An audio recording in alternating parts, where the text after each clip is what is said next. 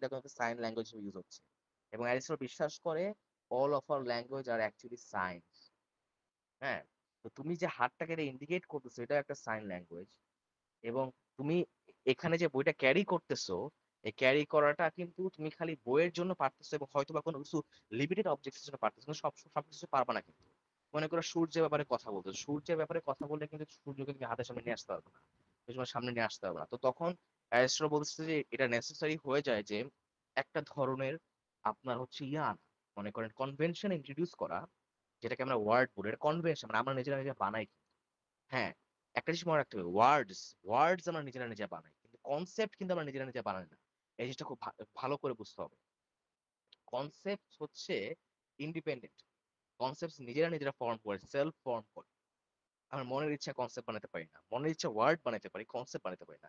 তো অ্যারিস্টটল বলতেছে যে তো আমরা একটা কনভেনশন তৈরি করি এই রেফারেন্সটাকে স্পেসিফাই করার জন্য, এবং এটার ব্যাপারে আমরা হচ্ছে মনে করেন হচ্ছে কি বলে ট্রুলি কথা বলার জন্য, মানে সত্য কথা বলার জন্য, অ্যাম্বিগুয়াস না থাকে, এই অ্যাম্বিগুইটিটা কমানোর জন্য এটা হয় ওয়ার্ড এবং সরি ল্যাঙ্গুয়েজকে ইউজ করে। তো এইখানে ইভেন টাইমে মনে করে আরেকটা মজার বিষয় হচ্ছে যে এই ল্যাঙ্গুয়েজে আপনার যে ওয়ার্ডটা আপনি আগে থেকে আছে, ওয়ার্ডটা কিন্তু একটা রেফারেন্সের জন্য কাজ করে। ওয়ার্ডটাকে আমরা সেন্স বলি, যে আমি যদি মডার্ন টার্মে ইউজ করি, এবং ওয়ার্ডটা যেটাকে সিগনিফাই করছে এটাকে আমরা রেফারেন্স বলি। তো মনে করেন আমি বুক বললাম, এই বুকটা হচ্ছে সেন্স, বুকের একটা ডেফিনেশন আছে। বুকের ডেফিনেশন হইতে পারে হচ্ছে স্ট্যাক অফ পেপার যেখানে ইনফরমেশন কালেক্টেড থাকে, এটাকে একটা বুকের একটা ডেফিনেশন বলতে পারেন আপনি। তো এখন এই ডেফিনেশনটা কিন্তু it's not the reference, but এটা কিন্তু এটা সেন্সটা, যে বুকটাকে আমি আমার লিঙ্গুইস্টিক টার্ম দিয়ে কিভাবে ডিফাইন করতেছি, কিন্তু লিঙ্গুইস্টিক টার্মটা যেটা রিফার করতেছে সেটা কিন্তু রেফারেন্স। এই ডিস্টিংশনটা আমাদের এখন এত দেখার দরকার নাই, এটা একটা কমপ্লেক্স টপিক, এটা আমার দেখার কোনো দরকার নাই, বাট এটা একটা, এটা খুবই একটা কমপ্লেক্স টপিক এবং খুবই একটা মনে করেন যে ডিপলি ফিলোসফিক্যাল টপিক। তো এই জিনিসটা আমরা কিন্তু বাই কনভেনশন কিছু কিছু বানাই, শব্দগুলো কনভেনশন বানাই, কিন্তু কনসেপ্ট গুলাকে যে শব্দগুলো যে রিফার করি এটা কনভেনশন বানাই। এখানে ইভেন টাইমের এটা মজার টেক আছে। ইভেন টাইমে বলতেছে যে এই গডও হচ্ছে আমাদের একটা বেসিক কনসেপ্ট, একটা বেসিক জিনিস যেটা আমাদের মাথার মধ্যে আছে।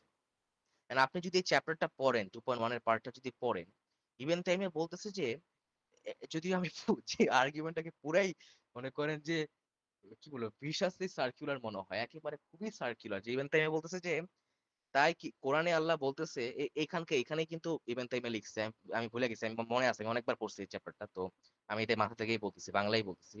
ইভেন তাই কোরআনে দেখবেন যে আল্লাহ বারবার বলতেছে যে সূর্যকে বলতেছে, চাঁদকে বলতেছে এবং মহাশূন্যকে বলতেছে, আল্লাহ বারবার রিফার করতেছে, থেকে রিফার করে বলতেছে যে তোমরা কি এটা দেখে আল্লাহর উপর বিশ্বাস করবা না।